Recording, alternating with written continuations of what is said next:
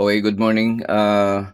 I-share ko sa inyo tungkol dito sa hindi na ito bagong issue 'no, tungkol sa civil libel case filed by, Congressman Leandro Libiste against, Yussi Castro. Ah, Agree ako dito sa tungkol dito 'no, agree ako dito sa ni Manila Batang Manila Toits na ito yung sinasabi niya. Court dyan po sa RTC Manila. Matagal pa pong proseso yan. Huwag kayo excited. Masyado kayo excited. Sa unang-una, wala namang kwenta yung reklamong yan. Wala namang patutunguhan yan.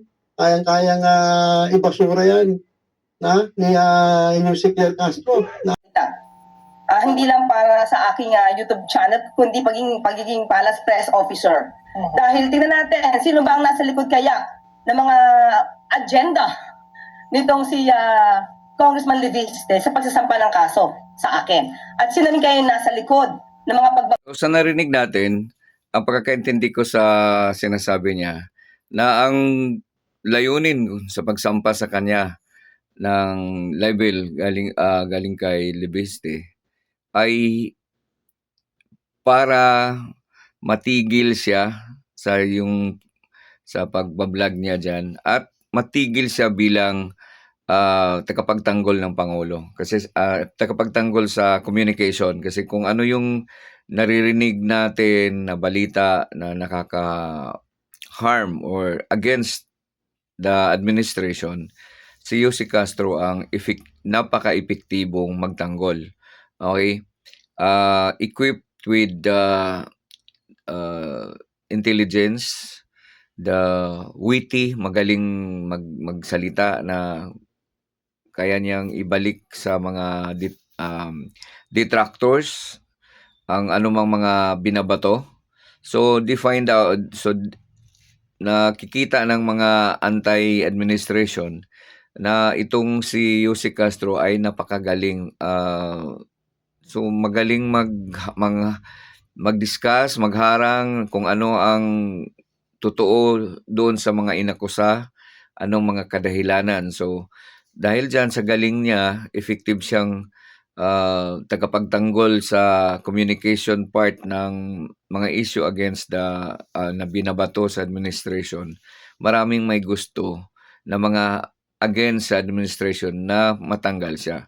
So ito yung sinasabi, yung tama pagkakaintindi ko, ito ang sinasabi ni Yussi Claire kung bakit siya gustong tanggalin o sa kaparaanan na ito. Ganyan yung parang di siyempre pag kinasuhan ka kasi 'di ba parang kahit paano sagabal din 'yan.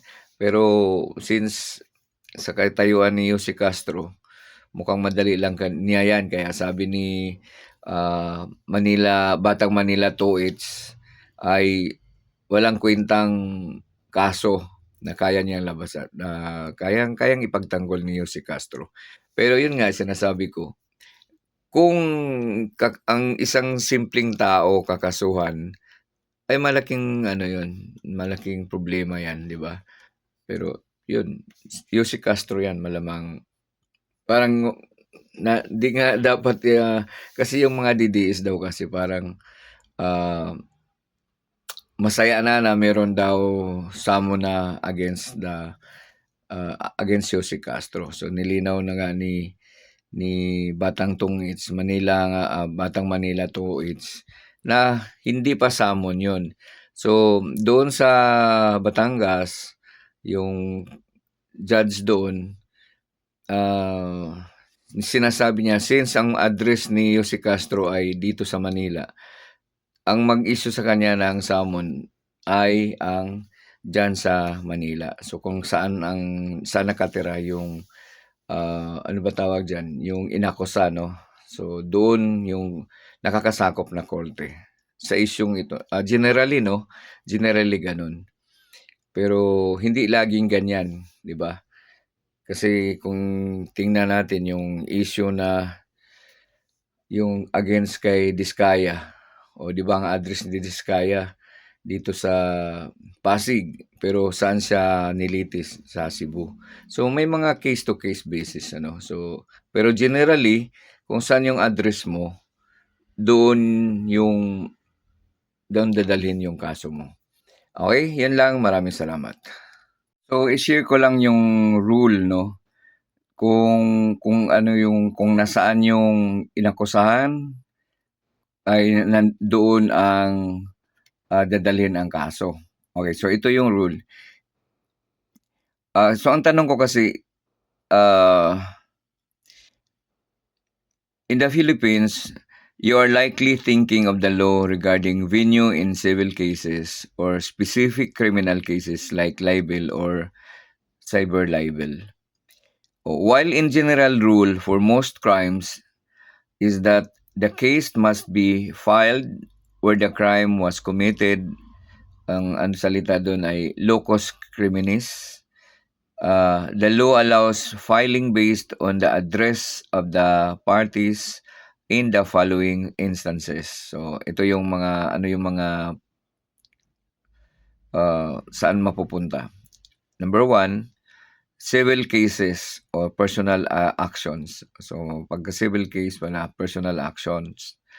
Under Rule 4, Section 2 of the Rules of Civil Procedure, personal actions like suing yung pagkakasuhan mo for debt or damages sa utang or kung ano mang nasisira may be filed in the court where the plaintiff resides, kung saan yung inakusa plaintiff, or where the defendant resides at the election of the plaintiff. So kung sino yung inakusahan, the accused, siya yung defendant. So siya yung i-defend niya yung sarili niya. Okay, number 2,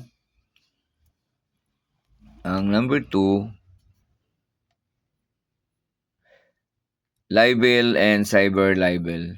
So for criminal libel, the law provides specific venue options to protect the parties. So di na automatic na kung taga-saan yung defendant.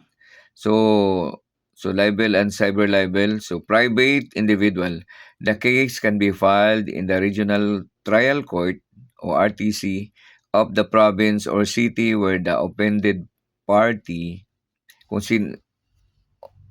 actually resided at the time of the offense. So anong ibig sabihin nito na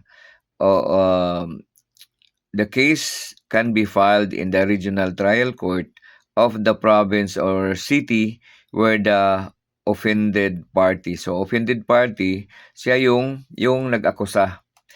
So pwede doon niya i-file sa regional trial court at the time of the offense kung saan siya nung time na saan siya nagawa ng isang bagay na kini-question niya na tawag nito, siya, ibig sabihin yung taga-sumbong, yung nagkakaso, kung nasaan siya nung time, ang address niya nung time na nangyayari yun, doon pwede i-file ang kaso, hindi doon sa rule number 1. Okay? So pag public officer, if the offense is related to their office, it can be filed where their office is located. Okay.